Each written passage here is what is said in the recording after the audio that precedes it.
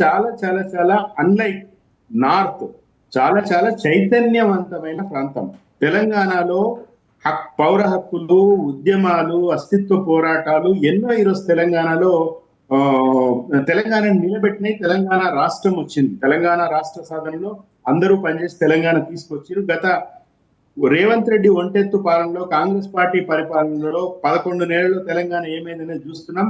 మీరు ఒక మాట అండి, ఈరోజు కాంగ్రెస్ విఫలమైన హామీల పట్ల పోరాటం చేస్తున్నది.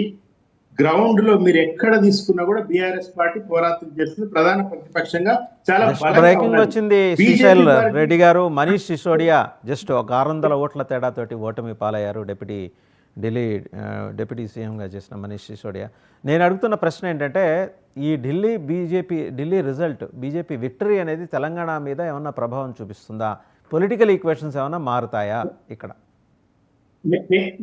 నేను అనుకోవడం ఏంటంటేనండి, ఇప్పుడు కాంగ్రెస్ పార్టీకి సంబంధించి, తెలంగాణ కాంగ్రెస్ పార్టీకి సంబంధించి ఏదైనా గొప్ప మార్పు జరుగుతుందని నేనైతే అనుకోవడం లేదు. ఎందుకంటే రాహుల్ గాంధీ ఏం జరిగినా నిమ్మకు నీరెత్తినట్టున్నాడు. ఉన్న 1-2 రాష్ట్రాలు కూడా చేతిలో జారిపోయేంత వరకు కూడా ఆయనకేం సోయి రాదు. అది పక్కన పెట్టేస్తే తెలంగాణలో బీజేపీకి బాగా వేయడం అనేది అసాధ్యం అండి. ఎందుకంటే ఇప్పుడు ఇమ్మీడియట్ గా అయితే ఎలక్షన్లు, ఎంపీటీసీలు, జడ్పీటీసీలు, తర్వాత సర్పంచ్లు వస్తారు. బీజేపీకి కింద స్థాయి నెట్వర్క్ లేదు. ఎందుకంటే వాళ్ళు గ్రౌండెడ్ గా ఉండి ప్రజల సమస్యల మీద పనిచేసే పరిస్థితి లేదు. ఈ రోజు కూడా బీజేపీ పార్టీ భావోద్వేగాలను నమ్ముకుంటుంది. వాళ్ళు కొంత మిడిల్ క్లాసు, అర్బన్ సెక్షన్ ని ప్రభావితం చేయగలరు, ఇంపాక్ట్ చేయగలరు. వాళ్ళ గతంలో ఉన్న ఒక ఎమ్మెల్యే ఈరోజు 8 మంది అయ్యుండొచ్చు, 8 ఎంపీలు వచ్చిండొచ్చు ఇప్పుడు. కానీ మొన్న తెలంగాణలో ఏం జరిగింది ఉదాహరణకు చెప్తాను. ఒక రైల్వేలకు సంబంధించి తెలంగాణకి 1 కోటి రూపాయలు పెంచింది మొన్న నిర్మలా సీతారామన్. కేవలం ఒకే 1 కోటి. ఆంధ్రకు 266 కోట్లు. ఈ రోజు వాట్సాప్, ఈ ఐటీ విప్లవం వచ్చిన తర్వాత అందరూ మాట్లాడుకుంటున్నారు. నిర్మల గారు ప్రస్తావన వస్తే ఆమె జేబులు కొట్టే మనిషిగా మీమ్స్ చేస్తా ఉన్నారు.